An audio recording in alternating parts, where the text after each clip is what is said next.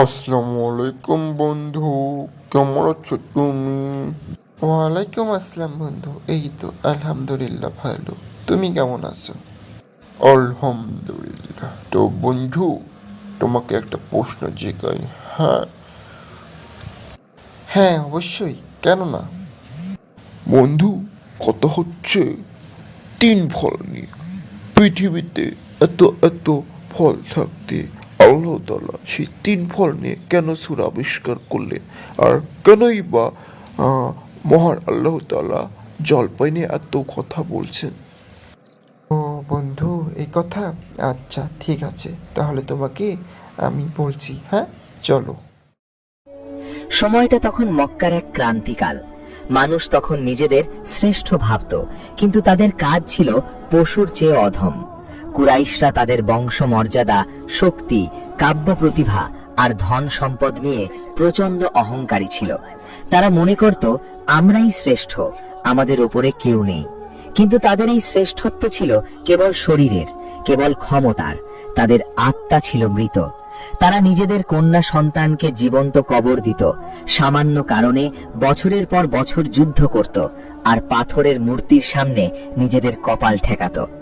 রাসূলুল্লাহ সাল্লাল্লাহু আলাইহি ওয়াসাল্লাম যখন তাদের বললেন, তোমরা এক আল্লাহর ইবাদত করো, পরকালে তোমাদের কাজের হিসেব দিতে হবে, তখন তারা হাসাহাসি শুরু করলো। তাদের যুক্তি ছিল, আমরা এত শক্তিশালী, মৃত্যুর পর আমরা আবার জীবিত হব, আমাদের বিচার হবে, এসব তো কেবল রূপকথা। নবীজির তখন হৃদয়ে গভীর ব্যথা। তিনি দেখছিলেন মানুষগুলো সৃষ্টির সেরা জীব হয়ে জন্মালো, অথচ তারা নিজেদের কর্মের মাধ্যমে কিভাবে ধ্বংসের অতল গহ্বর বা জাহান্নামের দিকে ধাবিত হচ্ছে। তিনি চাইতেন তাদের ফেরাতে, কিন্তু তাদের অহংকার ছিল পাহাড় সম। ঠিক এই পরিস্থিতিতে যখন মানুষ তার নিজের মূল্য ভুলে গেছে, যখন সত্য আর মিথ্যার ধোঁয়াশায় মানবতা পথ হারাচ্ছে, তখন আসমান থেকে নাজিল হলো এক মহাকাব্যিক জবাব। আল্লাহ রাব্বুল আলামিন সরাসরি কথা বললেন। তিনি শুরু করলেন 4টি শপথ দিয়ে। তিনি বললেন, শপথ ডুমুর ও জলপাইয়ের, শপথ সিনাই পর্বতের, এবং শপথ এই নিরাপদ নগরীর। কেন এই 4টি শপথ? এখানে আল্লাহ মানব ইতিহাসের শ্রেষ্ঠ মানুষদের স্মৃতিচারণ করছেন। তিন ও জয়তুন, এই দুটি ফল যে অঞ্চলে বেশি জন্মায় তা হলো শাম বা ফিলিস্তিন এলাকা। এটি সেই ভূমি যেখানে হযরত ঈসা আলাইহিস সালাম জন্মেছিলেন এবং অসংখ্য নবী রাসূল আল্লাহর দ্বীন প্রচার করেছিলেন। ঈসা আলাইহিস সালামের শিক্ষার আলো যেখানে জ্বলেছিল, আল্লাহ সেই মাটির শপথ নিলেন। এরপর আল্লাহ আমাদের নিয়ে গেলেন মিশরের সেই সিনাই পর্বতে।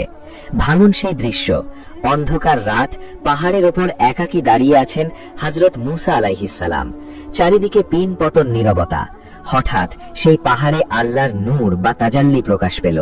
মূসা আলাইহিস সালাম আল্লাহর সাথে কথা বললেন। মানব ইতিহাসের এক মোড় ঘোরানো মুহূর্ত। আল্লাহ সেই পবিত্র পাহাড়ের শপথ নিলেন। সবশেষে আল্লাহ ফিরে এলেন মক্কায়, যে শহরে দাঁড়িয়ে এই সূরা নাজিল হচ্ছে। হযরত ইব্রাহিম আলাইহিস সালামের দোয়ার ফসল এই শহর, যেখানে রক্তপাত নিষিদ্ধ, যেখানে মানুষ আশ্রয় পেলে নিরাপদ হয়ে যায়। আর এখানেই শেষ নবী হযরত মুহাম্মদ সাল্লাল্লাহু আলাইহি ওয়াসাল্লাম মানবতার মুক্তির বার্তা নিয়ে এসেছেন। আল্লাহ যেন বলছেন, হে মক্কার মানুষ, তোমরা কি ভুলে গেছো ঈসা আলাইহিস সালাম, মূসা আলাইহিস সালাম, ইব্রাহিম আলাইহিস সালাম, তারা সবাই একই সত্যের দিকে ডেকেছেন। এই শপথগুলো হলো ইতিহাসের সাক্ষী, আর এই সাক্ষীদের সামনে রেখে আল্লাহ এবার মূল কথাটি বললেন। আল্লাহ ঘোষণা করলেন, নিশ্চয়ই আমি মানুষকে সৃষ্টি করেছি আহসানি তাকওয়িম বা সুন্দরতম গঠনে। একটু থামুন, নিজের দিকে তাকান।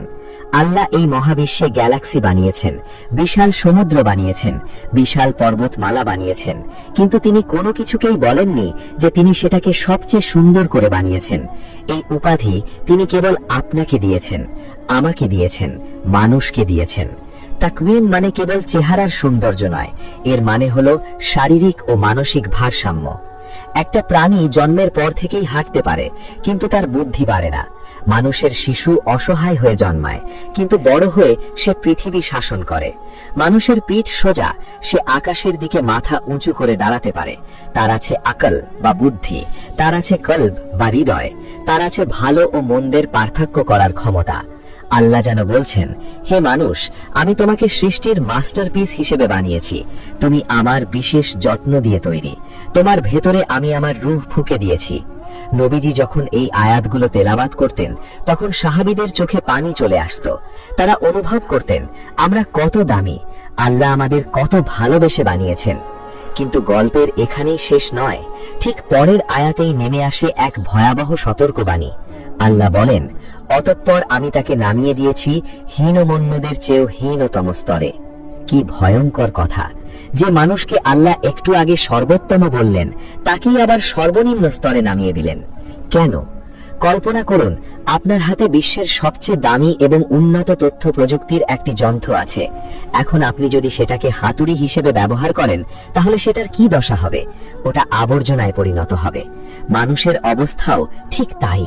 মানুষকে আল্লাহ বানিয়েছিলেন জান্নাতের জন্য, ফেরেশতাদের চেয়ে উঁচুতে ওঠার জন্য। কিন্তু যখন এই মানুষটি তার স্রষ্টাকে ভুলে যায়, যখন সে তার প্রবৃত্তির গোলাম হয়ে যায়, তখন সে পশুর চেয়েও নিচে নেমে যায়। দেখুন ইতিহাসের দিকে, ফেরাউন, নমরুদ, আবুল আহাব, তারা মানুষ হিসেবে জন্মেছিল, তাদেরও আহসানি তাকওয়িম ছিল। কিন্তু যখন তারা আল্লাহর দ্রোহিতা করল, তখন তারা নিজেদের মর্যাদাকে নর্দমায় ছুঁড়ে ফেলল। একটা পশু কেবল ক্ষুধা পেলে খায়, কিন্তু একজন বিবেকহীন মানুষ লোভে পড়ে হাজার হাজার মানুষের হক মেরে খায়। পশু কাউকে ধর্ষণ করে না, কিন্তু মানুষরূপী জানোয়াররা তা করে। এটাই হলো আসফালা সাফিলিন। আল্লাহ মানুষকে শারীরিকভাবে নিচে নামান না, মানুষ তার কর্ম ও চরিত্রের মাধ্যমে নিজেকে ড্রেনে নামিয়ে ফেলে। তাহলে কি সবার পরিণতি এই অধঃপতন? না, আল্লাহ অন্ধকারে আলো দেখালেন।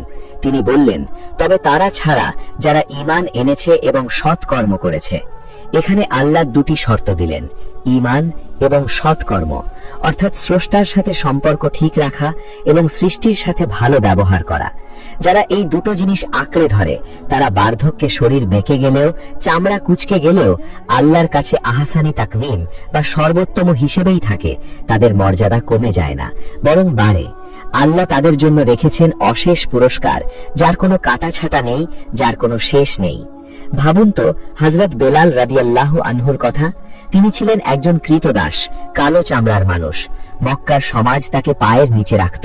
কিন্তু যখন তিনি ঈমান আনলেন, তখন তিনি এমন উচ্চতায় পৌঁছালেন যে নবীজি মেরাজে গিয়ে জান্নাতে বেলালের পায়ের আওয়াজ পেলেন।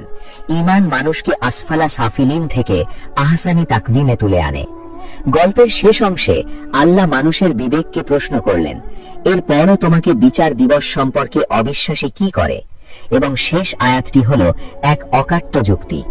আল্লাহ কি বিচারকদের মধ্যে শ্রেষ্ঠতম বিচারক নন?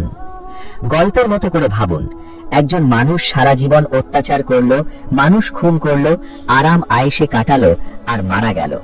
আরেকজন মানুষ সারা জীবন সত্যের পথে চলল, কষ্ট পেল, নির্যাতিত হলো এবং মারা গেল। যদি মৃত্যুর পর কোনো বিচার না থাকে, যদি সব এখানেই শেষ হয়ে যায়, তাহলে স্রষ্টা ন্যায় বিচারক হতে পারেন? একজন সাধারণ বিচারকও যদি অপরাধীকে শাস্তি না দেন, আমরা তাকে গালি দিই। আর যিনি আহকামুল হাকিমিন বা শ্রেষ্ঠ বিচারক, তিনি কি এই অবিচার হতে দেবেন? কখনোই না। তাই আল্লাহ বলছেন, তোমাদের এই শ্রেষ্ঠ গঠন দেওয়াই প্রমাণ করে যে তোমাদের একদিন বিচারের মুখোমুখি হতে হবে।